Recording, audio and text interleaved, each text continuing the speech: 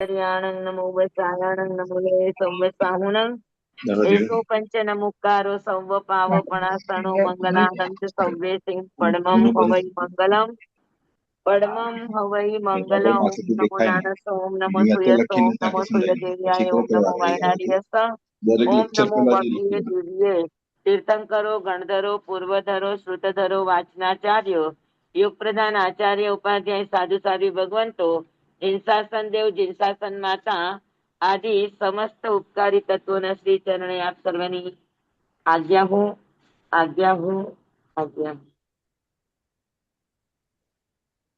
આજે આપણું બહુ મોડું થઈ ગયું છે એટલે આપણે આગળ સ્તુતિ નથી લેતા. સીધું આપણે ગાથામાં જઈએ. આપણી 86મી ગાથા આજે લેવાની છે.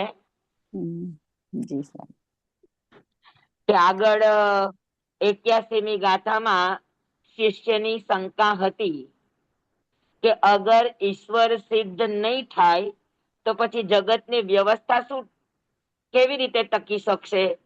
કેમ કે ફળદાતા કર્મ તો હોઈ શકે નહીં, કારણ કે કર્મ જળ છે અને ફળદાતા તરીકે આપણે બીજા કોઈને લઈએ તો આપણે ઈશ્વરને લેવા પડે, કેમ કે એને જ ખબર હોય કે કયા કર્મ કોણે કઈ રીતે કર્યા છે, તો એ જ સજા આપી શકે. અને જો ઈશ્વરને આપણે ફળદાતા તરીકે ગણીએ તો ઈશ્વરમાં ખોટ આવે કે ઈશ્વર કોઈને સુખી કરે, ઈશ્વર કોઈને દુખી કરે, તો કે ઈશ્વરમાં દોષ આવશે. અને ઈશ્વરને અગર આપણે ફળદાતા તરીકે ન લઈએ તો પછી આ બધા નરક ને દેવલોક ને આ જે કઈ પણ ચાર ગતિના જીવના ભોગવટાના સ્થાનો છે કે જીવ અશુભ કરે તો નરકમાં જાય, જીવ માયા કપટ કરે તો તિર્યંચમાં જાય, આ જીવ સારા કર્મ સરળતા કરે તો મનુષ્યમાં જાય, ત્યાગ વગેરે કરે તો દેવગતિમાં જાય. આ જે કઈ પણ કર્મના ભોગવટાના સ્થાનો છે, ભવો છે, તો કે આ બધી જ વ્યવસ્થા નકામી જશે જો ઈશ્વર સિદ્ધ નહીં થાય. તો કોણ કોને ફળ આપશે? સમજાણું? આ શિષ્યની જે શંકા હતી એ શંકાના સમાધાનમાં આ 86મી ગાથા છે. તે તે ભોગ્ય વિશેષના સ્થાનક દ્રવ્ય સ્વભાવ ગહન વાત છે શિષ્ય આ કહી સંક્ષેપ ભોગ્ય વિશેષના તે ભોગ્ય વિશેષના સ્થાનક દ્રવ્ય સ્વભાવ, જે કઈ પણ ભોગવટાના સ્થાન છે, 4 ગતિ, 24 દંડક, 84 લાખ જીવાયોની, આ બધા સ્થાન એવા છે કે જ્યાં જીવ પોતાના કર્મ અનુસાર શું કરે છે? ફળ ભોગવે છે. સ્થાનક દ્રવ્ય સ્વભાવ, તો કે દરેક સ્થાનનો પોતપોતાનો આ સ્વભાવ છે. દરેક સ્થળના પોતપોતાના કર્મનો આ સ્વાભાવિક ગુણધર્મ છે કે જીવ જેવા કર્મ કરે એ પ્રમાણે તે ગતિને તે સ્થાનમાં એને પરિણમે છે. એના ફળ માટે બીજા કોઈ ઈશ્વર માનવાની જરૂર નથી. બરાબર? એટલે ભોગ્ય સ્થાન એટલે કોણ? તો કે 4 ગતિ, 24 દંડક, 84 લાખ જીવાયોની, નરક, દેવલોક, મનુષ્યના ક્ષેત્રો, ભરત ઐરવતમાં આવી દે વગેરે વગેરે. બરાબર? પછી તિર્યંચમાં એકેન્દ્રિય, બેન્દ્રિય, તેન્દ્રિય, ચૌરેન્દ્રિય, પંચેન્દ્રિય. તો આ જેટલા પણ કર્મ ભોગવવા યોગ્ય સ્થાનો છે, તો એ જીવ જેવા સ્વભાવથી કર્મ કરે. અશુભ સ્વભાવથી કર્મ કરે તો એના ભોગ્ય સ્થાન અશુભમાં એની મેળે પરિણમે. શુભ કર્મ કરે તો શુભ સ્થાનકોની અંદર એના કર્મ એની મેળે ફળ રૂપે પરિણમે. આમાં ત્રીજા કોઈની જરૂર નથી. નથી. સમજાણું? હા જી સ્વામી. જી સ્વામી.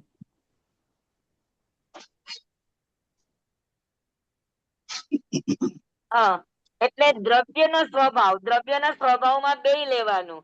દ્રવ્ય એટલે જીવ દ્રવ્ય પણ લેવાનું અને દ્રવ્ય એટલે કર્મ દ્રવ્ય પણ લેવાનું. બરાબર? તો બંનેનો પોતપોતાનો સ્વભાવ છે, પોતપોતાનો ગુણ છે. શું ગુણ છે? તો કે જેવા રસ કરે એ પ્રમાણે એ કર્મ બાંધે છે. બરાબર?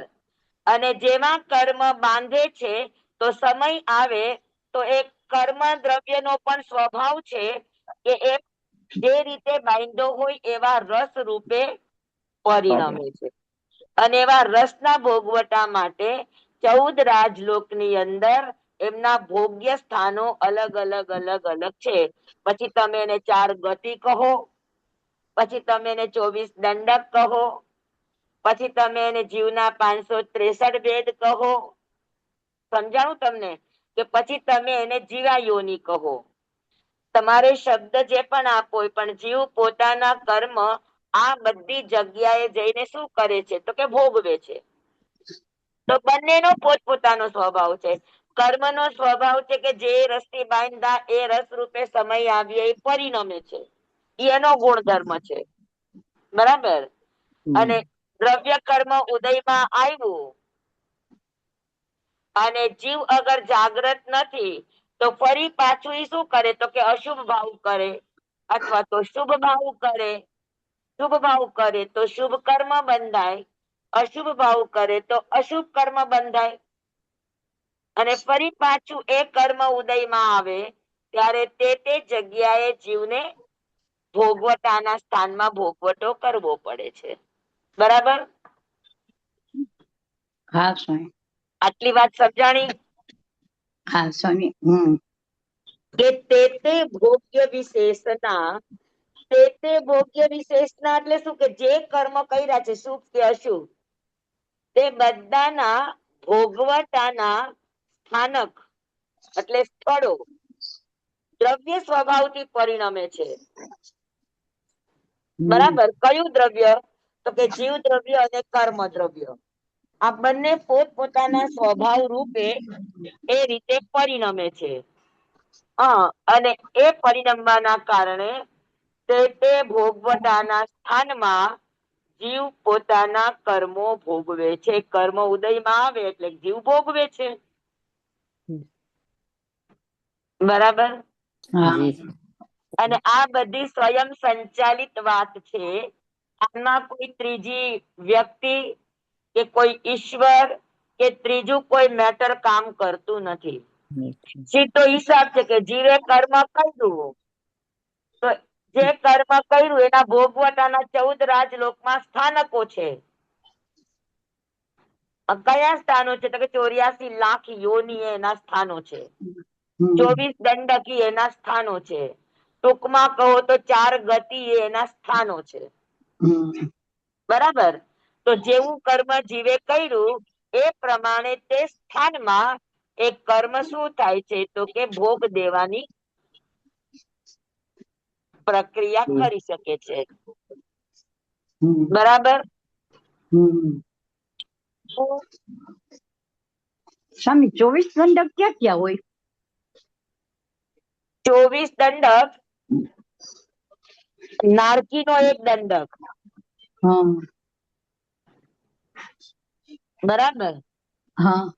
દેવતાના 13 દંડક. અચ્છા. દંડક એટલે શું સ્વામી? દંડક નો અર્થ છે કે જ્યાં જીવ પોતાના કર્મ ફળ ભોગવે છે. અચ્છા, ઈ જગ્યા. દંડ એટલે કર્મ ફળ ભોગવે છે તે સ્થાનોને દંડક કહેવામાં આવે. તો દેવતાના 13, પવનપતિ, વાણવેંતર, જ્યોતિષી, બધું થઈને વૈમાનિક. બરાબર? પછી તિર્યંચ ના 9.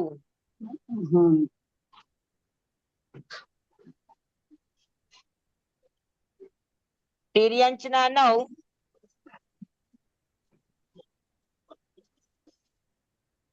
બરાબર? અને મનુષ્યનો 1. અચ્છા. કેટલા થયા? થઈ ગયા તમને સ્વામી બધાને 24. દેખાય છે મારું લખેલું? હા દેખાય હાજી. છે, સરસ દેખાય છે. દેખાય. લખેલું નથી દેખાતું. હા હા 28 દેખાય છે. લખેલું નથી દેખાતું. દેખાણું. 28 ને નીચે દેખાય. 24. દેખાય છે, દેખાણું? દેખાય. હા, દેખાય બરાબર છે. દેખાય. જેમને લખેલું નથી દેખાતું ને એ પોતાના ફોનમાં લેફ્ટ અથવા રાઈટ તરફ સ્ક્રોલ કરો તો ખાલી સ્વામી અને એમનું લખાણ એટલું ના જ ના, દેખાશે. જેમને નથી દેખાતું ને એ સાઈડમાં જો નાની સ્ક્રીન દેખાય છે ને, હા હા હા હા. ત્યાં તમે ટચ કરો તો તમને સ્લેટ આવશે. હા દેખાય. હા બરાબર. આ 24 દંડક દેખાણા? હા દેખાયું. સ્વામી. દેવતાના જીસામી દેખાય. બરાબર. અને જ્યાં દંડકના ઘણા બધા અર્થો થાય, પણ અત્યારે મહત્વ એ છે કે દંડક એટલે શું? તો કે કર્મ ભોગવનારા, કર્મનો ફળ દેનારા સ્થાનકો, ભોગ્ય સ્થાન. દંડકને શું કહેવાય? હમ કર્મ આ 24 ભોગવવાના દંડક છે ઈ કર્મના ભોગ્ય સ્થાન છે. હા બરાબર. હમ હા. અને બીજું દંડકનો અર્થ એ થાય કે તે ભોગ્ય સ્થાનમાં જઈને જીવ પોતાના કર્મ ભોગવે છે. અગર ભોગવતી વખતે એના સવડા ભાવ છે તો આ દરેક ભોગ્ય સ્થાન કર્મ ખપાવવામાં એને અવલંબન રૂપ બને. એટલે દંડક એટલે અવલંબન પણ થાય કે જીવે કરેલા કર્મ છોડવા માટેના પણ સ્થાન આ છે. કે જીવે કર્મ કર્યું તો એ કર્મ અગર ભોગવશે નહીં તો આત્માથી છૂટું કઈ રીતે થશે? એટલે આત્માને કર્મથી મુક્ત થવામાં ઈ સહારો આપે છે આપણને. હા, જી જેમ સર. દંડ છે, લાકડી છે, માણસ ચાલી ન શકે તો એને અવલંબન બને. એમ છદ્મસ્ત જીવને પોતાના આત્માને નિર્મળ કરવા માટે દંડક શું બને? અવલંબન. અવલંબન. અવલંબન બને. હા. અને દરેક દંડકમાં જીવને દંડ એટલે શિક્ષા શીખવા મળે કે આપણે આ કર્મ કર્યા તો આ ભોગ્ય સ્થાન છે, આ કર્મ કર્યા તો આ ભોગ્ય સ્થાન છે, આ કર્મ કર્યા તો આ ભોગ્ય સ્થાન છે. બરાબર. પણ ઈ ભોગ્ય સ્થાન દરેક દ્રવ્યનો પોતપોતાનો સ્વભાવ છે અને સ્વભાવ પ્રમાણે ઈ પરિણમે. નરક ગતિ કર્મનો બંધ કર્યો તો જેવું આપણું આયુષ્ય પૂરું થાય એટલે તરત જ નરક ગતિ નામ કર્મ શું થાય? તો કે ઈ ઉદયમાં આવે અને જીવને એના ભોગ્ય સ્થાનમાં લઈ જાય. બરાબર. સમજાણું તમને? હા હા હા. હા. તો એક એક ભોગ્ય સ્થાનની પાછળ આવા કેટલાય કર્મ જિમ્મેદાર છે. તમારે એક ભોગ્ય સ્થાનને સમજવા માટે તમારે ગતિ, જાતિ, કાયા, ઇન્દ્રિય, કેટલી કેટલી વસ્તુ, 14 રાજલોક, આ બધું જાણવું પડે કે ન જાણવું પડે? હાજી. જીસામી. હા. એટલે અત્યારે તમને ટૂંકમાં કીધું કે બંનેનો સ્વભાવ છે. દ્રવ્ય સ્વભાવ કીધું ને, હા, તો બંને દ્રવ્યનો સ્વભાવ છે. બંને દ્રવ્ય એટલે કયા? તો કે જળ કર્મ અને દ્રવ્ય અને જીવ દ્રવ્ય. હમ. આ બંનેનો સ્વભાવ છે અને બંને પોતપોતાના સ્વભાવ પ્રમાણે શું કરે છે? તો કે પરિણમે છે. જીવે કર્મ બાંધ્યા, જેવે રસે કરી તો ઈ એ રૂપે પરિણમશે. શુભ કર્યા છે તો શુભ રૂપે પરિણમશે, અશુભ કર્યા છે તો અશુભ રૂપે પરિણમશે. પણ એમાં જિમ્મેદાર કોણ છે? તો કે જીવના શુભાશુભ ભાવ. બરાબર. તો જીવે શુભાશુભ ભાવ કર્યા એટલે કર્મ બંધાણા. અને કર્મ બંધાણા તો હવે કર્મનો સ્વભાવ છે કે જીવે જેવે રસે કરીને બાંધ્યા એવે રસે કરીને એને ફળ આપશે. સમજાણું? તો કર્મ જળ હોવા છતાં પણ ફળ આપી શકે. આપણે જોયું તું કે ઝેર અને સુધા, અમૃત અને ઝેર બંને જળ છે પણ છતાં જીવ ખાય તો એનું ફળ મળે છે કે નથી મળતું? મળે. બરાબર. હા, તો એના ઉપરથી સિદ્ધ થાય છે કે કર્મ પણ તમને ફળ આપી શકે. ફળ દેવા માટે તમારે ઈશ્વરને કે કોઈને વચ્ચે નાખવાની જરૂર નથી. સમજાણું બધાને? હા સ્વામી, હાજી. વિવાહ વિજય કહ્યું છે ને સ્વામી, વિવાહ વિજય હા ધર્મધ્યાનના કૌશકમાં વિવાહ વિજય. જી, આપણે ધર્મધ્યાનના કૌશકમાં કહીએ છીએ ને વિવાહ વિજય એટલે જીવે જેવા રસે પૂર્વ હા, કર્મ જીવે જેવે રસે કરી કર્મ બાંધ્યા એવે રસે કરી જીવ ભોગવે છે. તો જ્યાં જ્યાં કર્મ ઈ ભોગવે છે એને શું કહેવાય? તો કે એને ભોગ્ય સ્થાન કહેવાય. બરાબર. અત્યારે આપણે અહીંયા છીએ, બરાબર, પણ ઘણા અમેરિકા જાય અને ત્યાં એનું આયુષ્ય પૂરું થાય તો એનું ભોગ્ય સ્થાન આયુષ્ય પૂરું થવાનું ત્યાં હતું. હા, બરાબર છે. કોઈ અમુક જગ્યાએ જઈને બીમાર પડે, કોઈક અમુક જગ્યાએ રહીને કર્મ ભોગવે, તો આ બધા એના શું કહેવાય? તો કે આ બધા એના ભોગ્ય સ્થાન કહેવાય. સમજાણું? બરાબર. હા સ્વામી જે દ્રવ્ય, જે આપણું કર્મ દ્રવ્ય ક્ષેત્ર, કાળ અને ભાવમાં પરિણમે એ પ્રમાણે એ દ્રવ્ય એ ક્ષેત્રમાં, એ કાળમાં, એ ભાવમાં શું થાય? તો કે ફળ આપે છે. પરિણામે સમજાણું?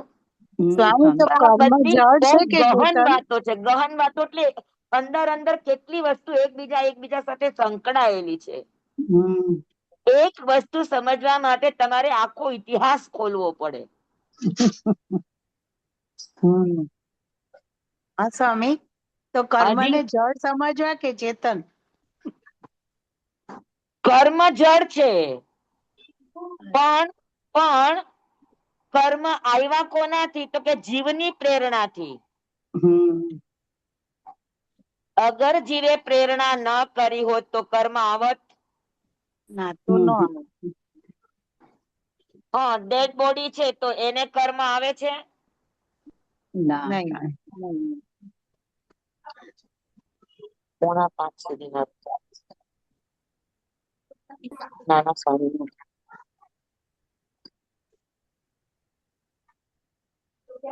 સમજાણું? હા. તો આ લાઈન સમજાણી. તે ભોગ્ય વિશેષના, તે એટલે જે કર્મો જીવે બાંધ્યા છે તે તમામ કર્મના ભોગ્ય વિશેષના એટલે ભોગવટાના, વિશેષના એટલે ભોગવટાના સ્થાનકો એટલે સ્થાન છે. અને દરેક સ્થાનમાં બંને દ્રવ્ય સ્વભાવ પ્રમાણે પરિણમે છે. કોણ? તો કે જીવ દ્રવ્ય અને કર્મ દ્રવ્ય. દ્રવ્ય. સમજાણું? હા સ્વામી. એકદમ. હા જી સ્વામી. સાહેબ. અચ્છા સ્વામી, આ હાજી. અગાસ આશ્રમમાં છે ને રાયણનું હા વૃક્ષ છે. અગાસ આશ્રમમાં હા રાયણનું વૃક્ષ છે. હા તો પ્રભુશ્રીએ એમ કીધું હતું કે આ એક એક પાંદડું જે છે એ બધું મોક્ષે જવાનું છે. હે તો હા એમાં તો કેટલા અનંત હોય, એ તો પાછા પાકા થાય, ખરી જાય, પાછા નવા આવે. તો ઈ ક્યાં પાંદડા સ્વામી ગણવાના? પ્રભુશ્રીએ કીધું ત્યારે હતા ઈ પાંદડા કે નવા આવે એ? એવું નહીં. હા વનસ્પતિ કાળની અંદર જે જીવો છે, બરાબર, બરાબર. હા હવે પાંદડું જે દેખાય છે, હા એ પાંદડું જે દેખાય છે એ પ્રત્યેક વનસ્પતિ કાય છે. હા તો પ્રત્યેક વનસ્પતિ કાયમાં જે પણ જીવ છે એનો હા અર્થ ઈ છે કે ઈ અવ્યવહાર રાશિમાંથી વ્યવહાર રાશિમાં આવેલો છે, અચ્છા. અથવા તો વ્યવહાર રાશિમાં જ પહેલેથી છે. હા હા સમજાણું? હા અવ્યવહાર રાશિનો જીવ એટલે નિગોદના જીવો. હા નિગોદાશ્રય. હા બરાબર. જયારે હા પાંદડું છે ઈ વ્યવહાર. પ્રત્યેક વનસ્પતિ છે. હા હા બરાબર. તો હમ એમાં જે જીવ છે એ બે પ્રકારના હોઈ શકે. કાંઈ ભવી હોઈ શકે ને કાંઈ અભવી હોઈ શકે. અચ્છા. તો ભવી હોય તો એ મોક્ષે જશે જશે. હા કાળક્રમે. હા હા હા પણ પાંદડાની અંદર અભવી જીવ પણ હોઈ શકે. તો ઈ હા, હા. મોક્ષે ન જાય, કેમ કે ન જાય. એક પાંદડામાં પણ અસંખ્યાત જીવો હોય. તો બરાબર. કયો જીવ ભવી છે, કયો જીવ અભવી છે, આપણે કહી શકતા નથી, આપણને ખબર નથી. હા, હા. બરાબર. સમજાણું? પણ હા, પાંદડાનો જીવ મોક્ષે જઈ શકે એટલા માટે કે પ્રત્યેક વનસ્પતિ છે. હા, અગર એ હા. અભવી નથી તો નિયમા ઈ અવ્યવહાર રાશિમાંથી નીકળેલો જીવ છે. હા, હા. અવ્યવહાર બરાબર. રાશિમાંથી નીકળવું એનો અર્થ ઈ છે કે અર્થ નિગોદ માંથી નીકળીને બધાને પોતાનું સ્વતંત્ર શરીર મળવું, મળવું. આ સૌથી પહેલી ઉત્ક્રાંતિ છે. હા. તો સ્વામી એક સ્વામી મિનિટ, જે અવ્યવહાર એક મિનિટ, રાશિમાંથી એક વ્યવહાર મિનિટ. રાશિમાં ના આયા હોય એ અભવી જીવો સીધા વ્યવહાર રાશિમાં જ હોય? હા, અભવી જીવો સીધા વ્યવહાર રાશિમાં જ હોય? અભવી જીવો વ્યવહાર રાશિમાં જ હોય, અવ્યવહાર રાશિમાં ન હોય. વ્યવહાર રાશિમાં જ હોય પહેલેથી જ. સમજાણું? મેં તમને એકવાર સમજાવ્યું હતું, જો તમને ખબર હોય તો, કે 3 ટેન્ક છે. બરાબર? એક છે અવ્યવહાર રાશિની ટેન્ક. બરાબર? આ છે વ્યવહાર રાશિની ટેન્ક.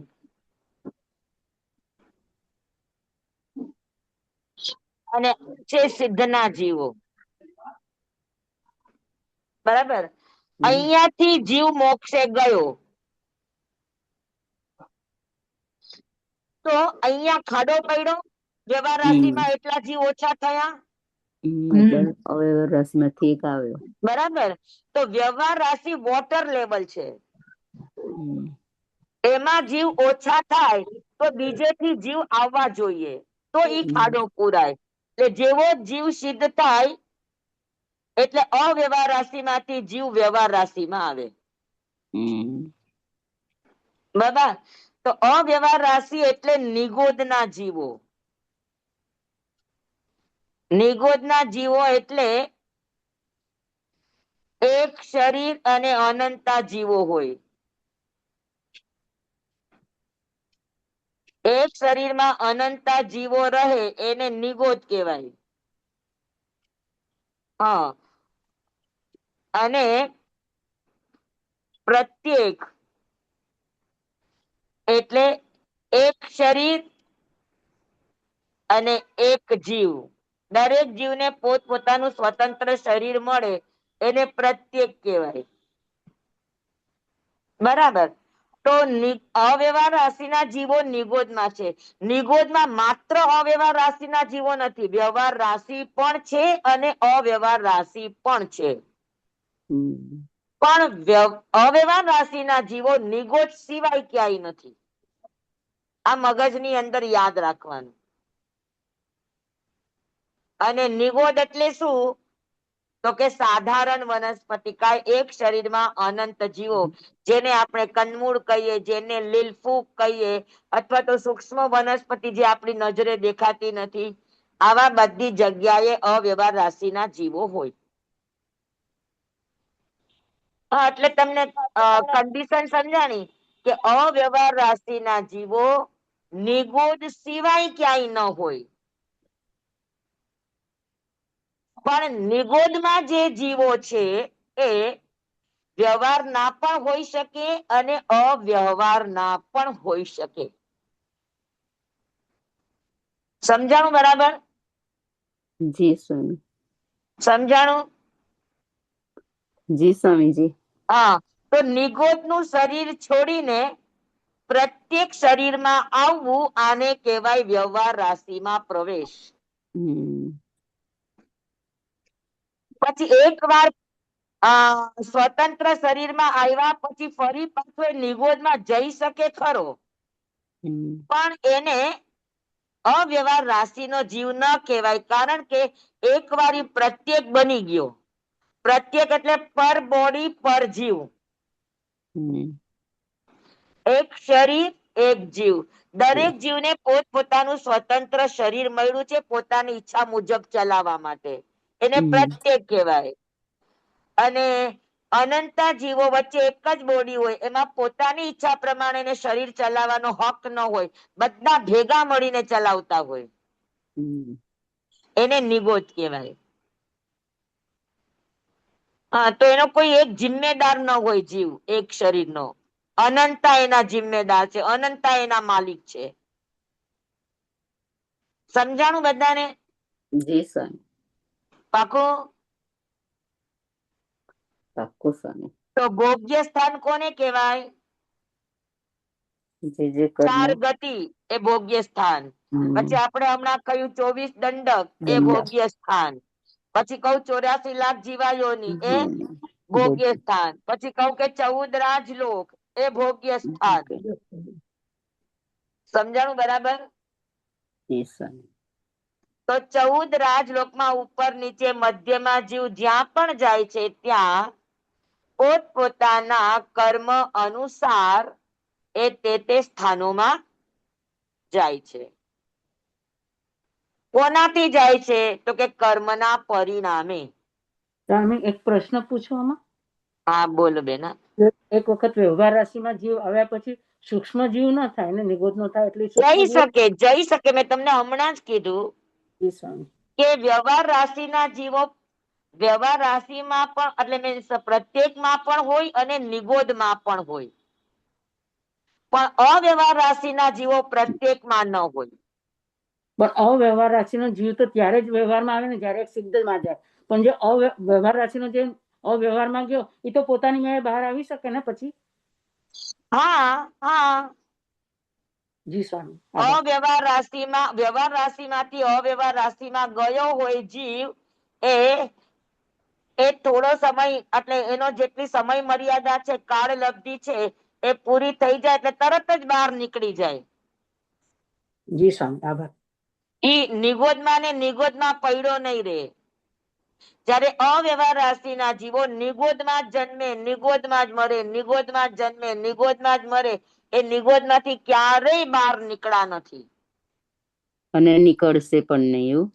ના, નીકળશે ખરા. ભવી હોય તો નીકળે પણ ખરા ને. હા, યા. બરાબર છે. અભવી તો નીકળેલા જ હોય એવું? હા, અભવી હોય તો નીકળેલા જ હોય.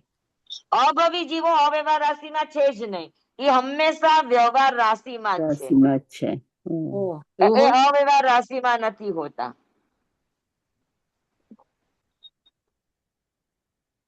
સમજાણું બધાને? તો આપણે ના ખબર એનો સ્વામી મોક્ષ જ નથી ને અભવી નો તો. હા, અભવી નો તો મોક્ષ જ નથી ને. અભવી જીવ મોક્ષમાં જઈ શકે એવા એના જીવના પરિણામ નથી. હા હા, દરેક જીવનું પોતપોતાનો પારિણામિક સ્વભાવ છે. તો સ્વામી ક્યારેય નો જાય.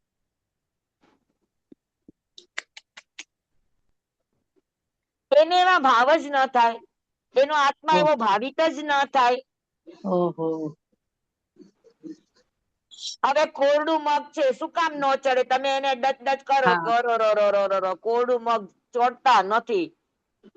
ગમે એટલા દિવસ, ગમે એટલા કલાક તમે ચૂલામાં રાખો, એને બાફવા માટે બફાય નથી બફાતા.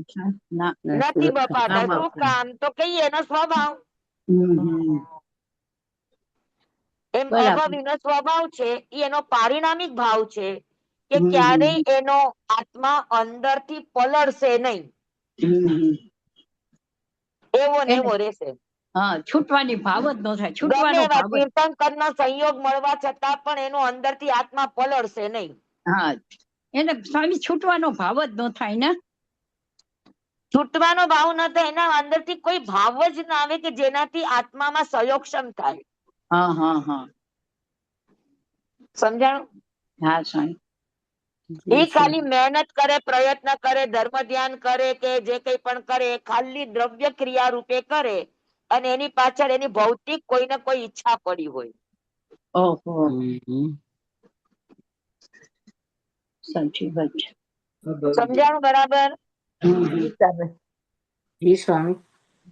બધાને સમજાણું? જી સ્વામી, ધન્યવાદ સ્વામી. જી તો સ્વામી 14 રાજલોકની અંદર એક સરસવના દાણા જેટલી પણ જગ્યા નથી કે જ્યાં જીવનું ભવસ્થાન ભોગ્ય સ્થાન ન હોય. ન હોય. બરાબર. સમજાણું? હા તો આખું 14 રાજલોક પણ શું કહેવાય? જીવનું ભોગ્ય સ્થાન યસ, ઈ પણ એનું ભોગ્ય સ્થાન કહેવાય. કહેવાય. સમજાણું? હા હમ. સ્વામી. તો 14 રાજલોક આ સંસાર છે એ પણ ભોગ્ય સ્થાન છે. પછી 4 ગતિ એ પણ એ ભોગ્ય પણ સ્થાન. શુભાશુભ કર્મનું ભોગ્ય સ્થાન છે. બરાબર. પછી 24 દંડક એ પણ જીવોના શુભાશુભ કર્મનું ભોગ્ય સ્થાન છે. પછી તમે એને 84 લાખ યોની કહો હમ. તો એ પણ ભોગ્ય સ્થાન. જીવનું ભોગ્ય સ્થાન ભોગ્ય છે. સ્થાન છે. હા બરાબર. હમ. હા, ખાલી તમે નરક ને યોગ્ય કર્મ બાંધ્યું, તીવ્ર રાગ તીવ્ર દ્વેષ કરીને નરક નું કર્મ તમે બાંધ્યું, તો હમ. નરક નું કર્મ પણ ભોગવવા માટે એના ભોગ્ય સ્થાન 4 લાખ છે. ઓહ. કેટલા? 4 લાખ. 7 નરક અને 7 નરક ના મળીને 4 લાખ એની જીવાયોની છે. 4 લાખ નારકી, 4 લાખ દેવતા છે કે નહીં? હા 4 લાખ તિર્યંત પંચેન્દ્રિય. હા, અને 14 રાજલોક ની અપેક્ષા એ ગણો તો 7 નરક,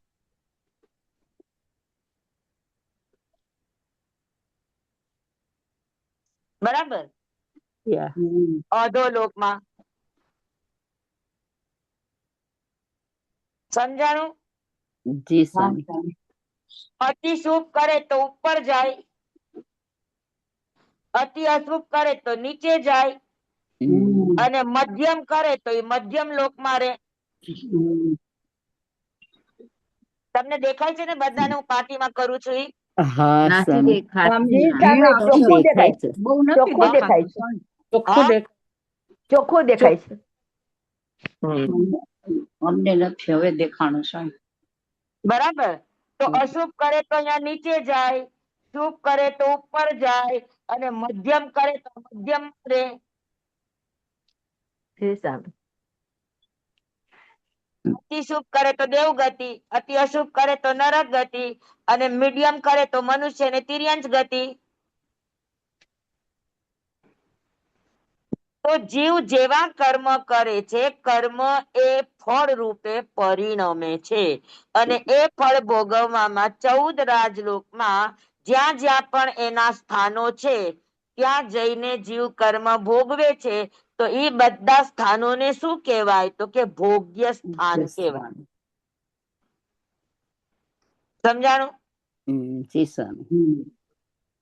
ઘણી વાર આપણે કર્મ કર્યું ને આપણે આપણા જ પેટમાં જીવ રૂપે ઉત્પન્ન થયા, એવું બની શકે. તો જીવના જેવા રાગદ્વેષ, જીવના જેવા કર્મ, જીવના જેવા શુભ અને અશુભ પરિણામ, એ પ્રમાણે કર્મ બાંધે છે, અને એ કર્મ ફરી પાછા સમય આવે એ રૂપે એવા ફળ રૂપે પરિણમે છે. અને એવા ફળ જ્યાં જ્યાં ભોગવે છે દેવાદિગતિ ભંગમાં, એ બધા શું કહેવાય? તો કે જીવના કર્મ ભોગ્ય સ્થાન કહેવાય. સમજાણું બધાને? જી સ્વામી. પાકું? પાકું. પાકું સ્વામી. હા, ચાલો. તો આ બધી વાત સ્વામી, ગહન છે. હાજી, મને એ બોલો. નહીં સમજાયું કે આપણે કર્મ કરીએ અને આપણે આપણા જ પેટમાં ઉત્પન્ન થઈએ, એ કેવી રીતે? શું કીધું તમે? જો, હા, બધી રીતે ઉત્પન્ન થાય. તમે સંસારી જીવ છો, હા, અને સંસારનો ભોગવટો કર્યો, બરાબર, તો તમારી યોની સચેત બની, અને એ સચેત યોની બની, સ્ત્રી નહીં હો, પુરુષ. સચેત યોની છે સ્ત્રીની. પોતે જ રાતના એ ભોગ્ય કર્મ કર્યું છે, અને ઈ એની 24 મુહૂર્ત સુધી એ સચેત રહે અને રાતમાં ને રાતમાં એને એટેક આવ્યો ને ભાઈ મૃત્યુ પામ્યો, તો એ પોતે જ પોતાના વીર્યની અંદર ઉત્પન્ન થાય. બરાબર, સ્ત્રીના પેટની અંદર. અથવા તો પોતે પોતાના શરીર સાથે શુભ રાગ છે એટલે પોતાના શરીરમાં કરમિયા રૂપે ઉત્પન્ન થાય, રોગના કીટાણુ રૂપે ઉત્પન્ન થાય, કોઈ પણ રીતે ઉત્પન્ન થઈ શકે. પણ આ શરીર છોડ્યા પછી ને સ્વામી, હા, આ શરીર છોડ્યા પછી ઓફ થયો ને તો કર્મ્ય રૂપે કેવી રીતે થયું? પોતે પોતાના શુક્ર અને વીર્યમાં ઉત્પન્ન થઈ શકે અને પોતપોતાના શરીરની અંદર કીડા રૂપે કે બીજા ત્રીજા રૂપે પણ ઉત્પન્ન થઈ શકે. પોતાના શરીરમાં કીડા રૂપે એટલે ડેડ બોડી પડી હોય એમાં? ના, જીવતા શરીરમાં, આપણા શરીરમાં અત્યારે પેટમાં કીડા નહીં હોય? હોય ને, તો એમાં પોતે કેવી રીતે? મરી જશું પછી જ આપણે ઉત્પન્ન થશું ને ત્યાં બીજા કીડા રૂપે? હા, ન હોય. મરી જશું ત્યારે એમાં કીડા રૂપે હા, ઉત્પન્ન થશે. મરી જઈએ ત્યારે, સોરી, હા, મરી જઈએ ત્યારે. પણ આપણી ડેડ બોડીમાં પણ થઈએ ને આપણા શરીરની અંદર આપણે ઉત્પન્ન થઈ શકીએ. આપણું જ પોતાનું શરીર છે. આપણે રાગ કર્યો ને આપણે ઉત્પન્ન થયા, બરાબર. પછી સ્ત્રીની સાથેના સંબંધોમાં મીન્સ પુરુષનું જ વીર્ય છે અને એ વીર્યમાં આવીને જ પુરુષ મૃત્યુ પામ્યો એટલે એ જ વીર્યમાં પોતે જીવ તરીકે ઉત્પન્ન થયો. તો પોતાની જ વસ્તુ છે ને પોતે ઉત્પન્ન થયો. અચ્છા સ્વામી. સમજાણું? હા, સમજાયું સ્વામી. જેટલો મોહ વધારે, રાગ વધારે, એમ બધું થાય સ્વામી. એટલે બહુ વિચિત્રતા છે. આ બધી બહુ ગહન પીંજણ છે. ખબર નથી પડતી કે આપણે કયા કર્મના પરિપાકે ક્યાં ક્યાં કેવી કેવી રીતે ઉત્પન્ન થાય છે. તમે કર્મનો સિદ્ધાંત તમે આખો અગર સમજો તો તમારું મગજ કામ ન કરે. કદાચ કોમ્પ્યુટર કદાચ ભૂલ કરી જાય પણ કર્મ સિદ્ધાંત ભૂલ નથી કરતું. એકદમ એનું એટલું પરફેક્ટ ગણિત છે અને એ ગણિત પ્રમાણે એ સમય પ્રમાણે તરત જ ઉદયમાં આવીને જીવને જે તે ફળ આપી દે. તમારું કાંઈ જ ન ચાલે. બરાબર. સમજાણું? એટલે હા, જ્યાં સ્વામી. સુધી કર્મ સત્તામાં પડ્યા છે, ઢકાયેલા પડ્યા છે, વર્તમાનમાં આપણી બધી જ અનુકૂળતાઓ છે, તો બસ કર્મ ઓછા બાંધો. જેટલા કર્મના બાંધવાના સ્થાન ઓછા થશે તો પછી જે બંધાયેલા ભોગ્ય સ્થાન છે એ ધીરે ધીરે ધીરે ધીરે નિર્જરા થશે. પણ આપણે કર્મ કરતા જ જઈએ છીએ તો ભોગ્ય સ્થાન વધતા જાય તો જૂના છૂટતા જાય ને નવા વધતા જાય. બને ને આવું? હા સ્વામી. બને. હા, તો આ બધી જ વાતો ખૂબ ગહન છે, એટલે ખૂબ વિચારણીય છે. ગહન છે એટલે ન સમજાય એવી નથી, પણ એના બહુ લાંબા ગણિતો છે. માણસમાં એટલા લાંબા ગણિતો સમજવાનું પેશન્સ ન હોય.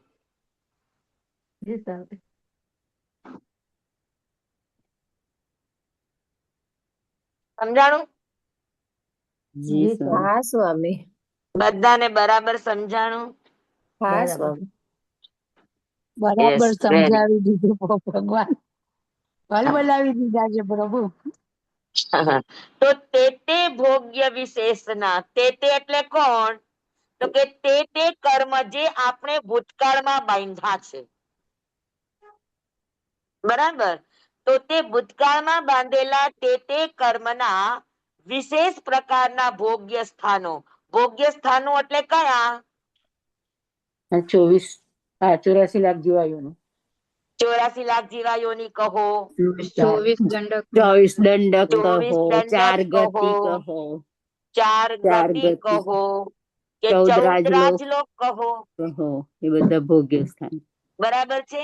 એ બધા શું છે? તો કે જીવના ભોગ્ય સ્થાન. ભોગ્ય સ્થાન છે, બરાબર. અને એ ભોગ્ય સ્થાનમાં દ્રવ્ય સ્વભાવે પરિણમે છે. દ્રવ્ય એટલે કોણ? જીવ. તો કે જીવ દ્રવ્ય પણ આવે અને કર્મ દ્રવ્ય. કર્મ દ્રવ્ય પણ આવે. કર્મ ઉદયમાં આવ્યું એ હમ. એક કર્મ દ્રવ્યનો સ્વભાવ છે અને કર્મ ઉદયમાં આવ્યું એ સમયે શુભ ભાવ કરવા, અશુભ ભાવ કરવા કે શુદ્ધ ભાવ રાખવા એ જીવનો સ્વભાવ છે. બરાબર.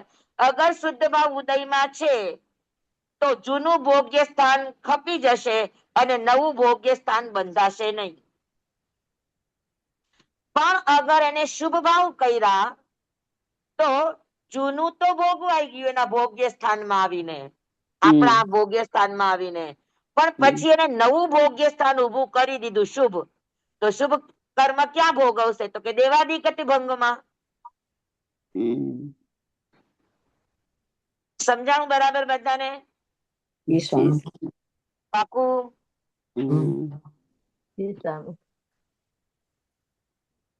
આ બધું ભૂસી નાખું છું. બધાને સમજાઈ ગયું છે ને ભોગ્ય સ્થાન?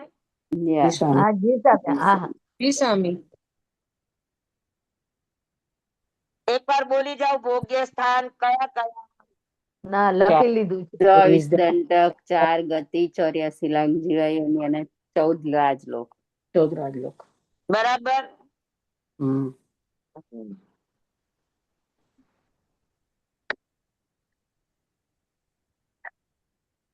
Very good. બધાને સમજાઈ ગયું ને? જી સ્વામી. હા સ્વામી. હવે આજે આપણે એ શીખશું કે ચારેય ગતિમાં શુભ પણ છે ને અશુભ પણ છે. જનરલી આપણે ગણીએ તો કે 2 ગતિ શુભ છે, મનુષ્ય અને દેવ, અને 2 ગતિ અશુભ છે, તિર્યંચ અને નારકી. નરક ગતિ. પણ એવું નથી. નરકમાં પણ શુભ અને અશુભ પરિણામ હોય, મનુષ્યમાં પણ શુભ અને અશુભ પરિણામ હોય, તિર્યંચમાં પણ શુભ અને અશુભ પરિણામ હોય, અને દેવમાં પણ શુભ અને અશુભ પરિણામ હોય. તો 4 ગતિમાં આમ એને બાંધ્યું દેવનું એટલે શુભ ફળ છે, પણ શુભ ફળમાં પણ કઈક અશુભ છે, તો શું થાય? તો દેવ ગતિમાં શુભ અને અશુભ શું? એ પરમાધામી દેવ કે કિલ્વીશી દેવ એવા બને. બરાબર. વૈમાનિક દેવમાં અશુભ શું? 33,000 પરમાધામી દેવ. ચાલો ભવનપતિમાં તો કહ્યું કે પરમાધામી દેવ બનવા એ અશુભ અને અસુર કુમાર બનવું એ શુભ. પણ વાણવ્યંતરમાં, જ્યોતિષીમાં, વૈમાનિકમાં આટલા લાખ યોજન સુધીનું આયુષ્ય ત્યાં ભોગવવું પડે ને, 33,000 સાગરોપણ સુધી. તો એમાં શુભ અને અશુભ શું આવશે કયો? પણ મોક્ષ થતા થતા અટકી ગયો ને આટલા બધા જીવ વર્ષનું આયુષ્ય બાંધ્યું એ પણ એમ નથી. મારો પ્રશ્ન એ છે વાણવ્યંતર, જ્યોતિષી અને વૈમાનિક દેવોમાં શુભ અને અશુભ શું? મિથ્યાત્વી હોય, સંકિત ન હોય. ઈર્ષા હોય ત્યાં. કિલ્વીસી દેવો બી તો છે. કિલ્વીસી દેવો. સ્વામી કહે છે કે શુભ વાણવ્યંતર શું આમાં? જ્યોતિષીમાં તો કિલ્વીસી ન હોય, અને ઉપરના દેવોમાં પણ કિલ્વીસી ન હોય. કિલ્વીસી દેવો ક્યાં સુધી છે? તો કે અમુક જગ્યા સુધી છે, સ્વામી બધી અશુભ જગ્યાએ નથી. એ લોકોમાં બી ઈર્ષા ભાવ હોય, પછી વાસના હોય. મિથ્યાત્વી અને સંકિત નો ફરક આવશે એમાં? કે અશુભ ત્યાં હોય તો સંકેતી તો છે સંકિતી ને. હોય તો શુભ બાંધે કર્મ એમ. એ તો જીવને ઉદયમાં આવશે ત્યારે સંકિતી સારું વેચશે, મિથ્યાત્વી અચ્છા. એનું ગલત કરશે, પણ શુભ અને અશુભ ફળ ભોગવવા માટે. ધર્મ તો ના મેં તમને મળે. એક વાર કહ્યું તું કે દેવ ગતિમાં ભવનપતિ દેવ હોય, વાણવ્યંતર હોય કે જ્યોતિષ્ક દેવ હોય. બરાબર. આ દેવોની અંદર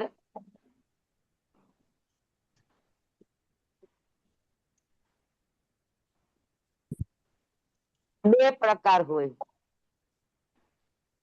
ગણમાન્ય અને સામાન્ય દેવો. અથવા તો એને શું કહેવાય, આભિયોગિક દેવ.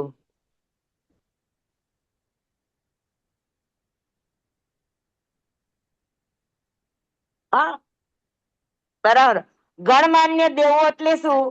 તો કે ભવનપતિ ની અંદર, વાણયંત્ર ની અંદર, જ્યોતિષ ની અંદર ઇન્દ્રપણું ભોગવવું, આ શું કહેવાય? અશુભ. ગણમાન્ય છે. બરાબર. પછી એમાં સામાનિક દેવ થવું ગણમાન્ય છે. એમાં પુરોહિત દેવ થવું ગણમાન્ય છે. એમાં સેનાપતિ દેવ થવું ગણમાન્ય છે. સમજાણું?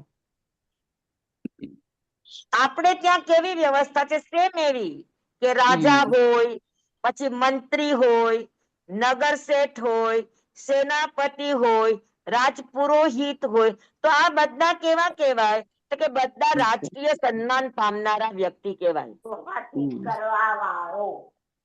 સામાનિક દેવ એટલે જે રાજા પોતાની બરાબર ગણતા હોય એવા રિદ્ધિ સંપન્ન ક્ષત્રિય ને સામાનિક કહેવાય. નગર શેઠ વગેરે સામાનિક કહેવાય. પછી પુરોહિત. પણ હવે 5 વાગ્યા. કોને ચાલુ છે માઇક?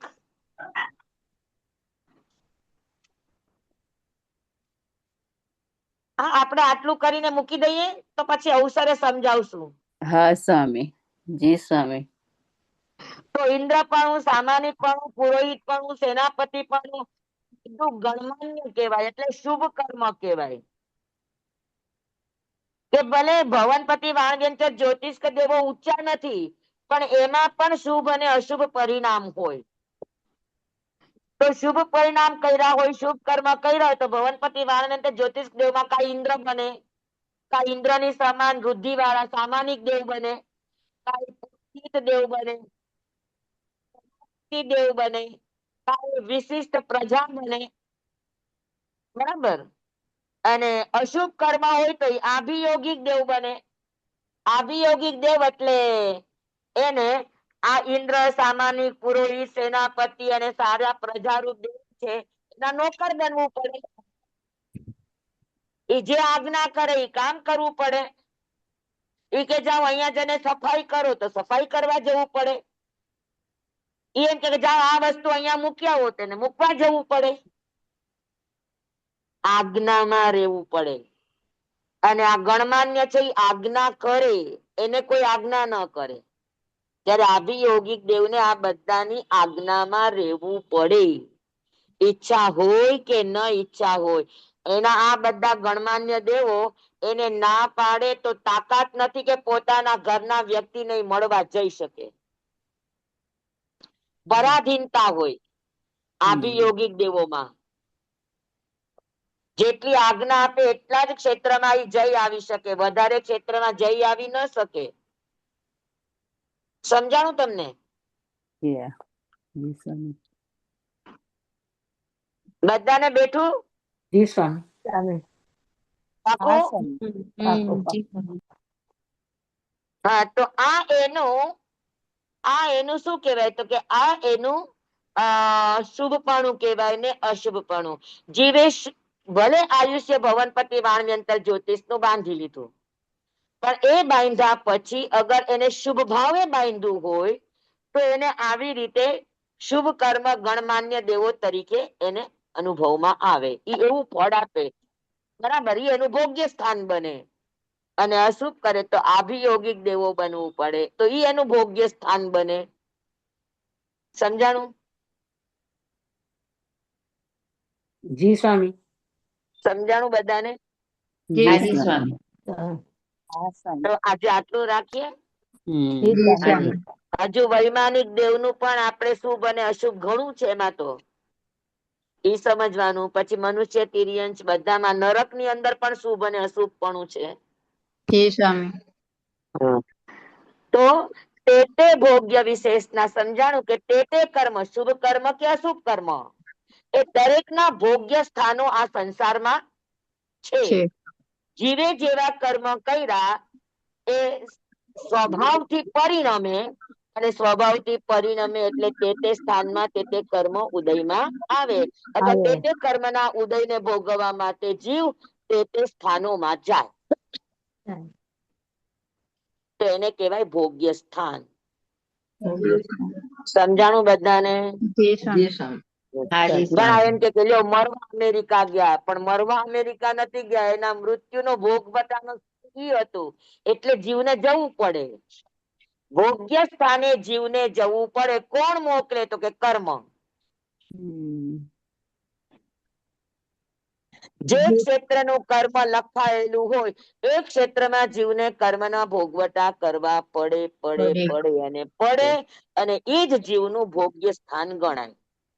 બરાબર છે? સમજાણું બધાને? હવે કે આ બધી વાત સમજવા માટે કેટલો વિચાર કરવો પડે? તો આ બધી ગહન વાત છે કે નહીં? અહીંયા તો ખાલી તમને સંક્ષેપમાં કહી દીધું કે જીવ જેવા કર્મો કરે એવા સ્થાનમાં જઈને ભોગવે.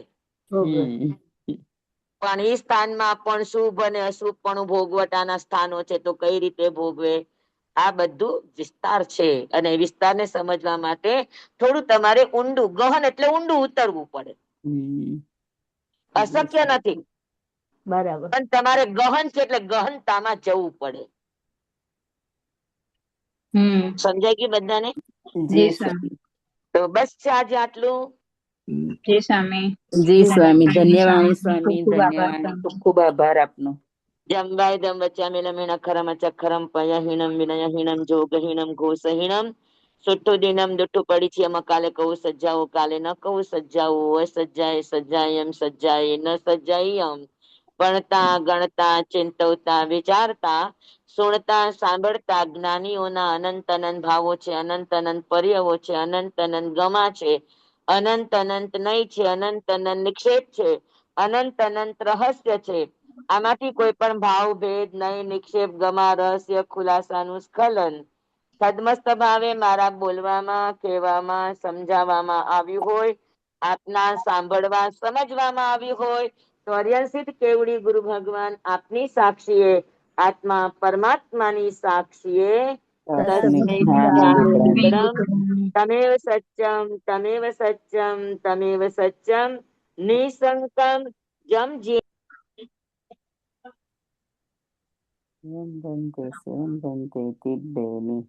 સ્વામી આપનો ખૂબ ખૂબ આભાર સ્વામી. સ્વામી પછી સ્વામી પછી માંગલિક. સ્વામી મ્યુટ થઈ, અવાજ નથી આવતો. સ્વામી આપનો અવાજ નથી આવતો. સ્વામી તમારું માઇક મ્યુટ છે.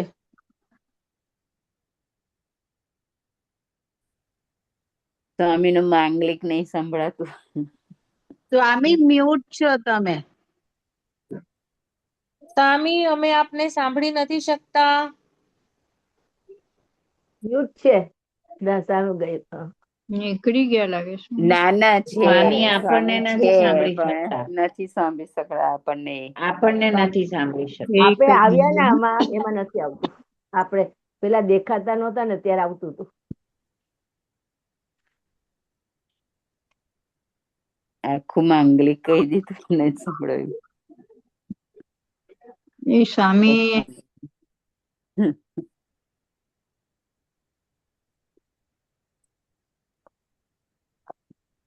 સંભળાતું નથી. ના, સંભળાતું નથી.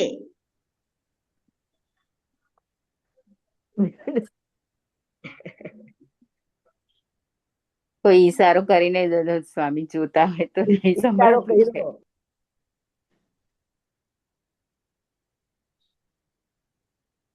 સંભળાતું નથી સ્વામી.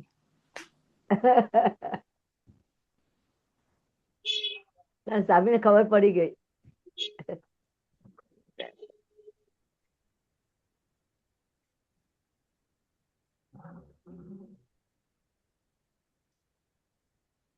ગયા સ્વામી.